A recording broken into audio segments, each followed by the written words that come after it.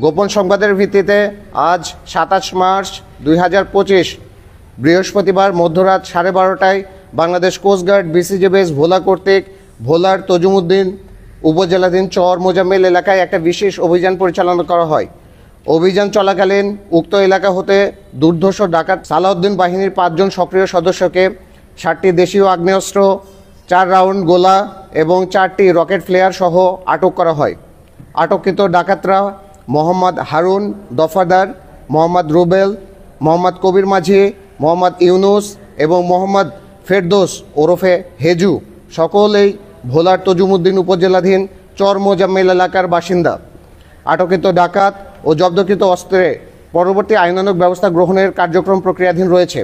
দেশের আইন শৃঙ্খলা পরিস্থিতি স্থিতিশীল রাখতে বাংলাদেশ কোস্টগার্ড 24 ঘন্টা টহল জারি রেখেছে, যার মাধ্যমে কোস্টগার্ডের আওতাধীন উপকূলীয় এবং নদী তীরবর্তী অঞ্চলের আইন শৃঙ্খলা পরিস্থিতি অনেকাংশে উন্নত হয়েছে।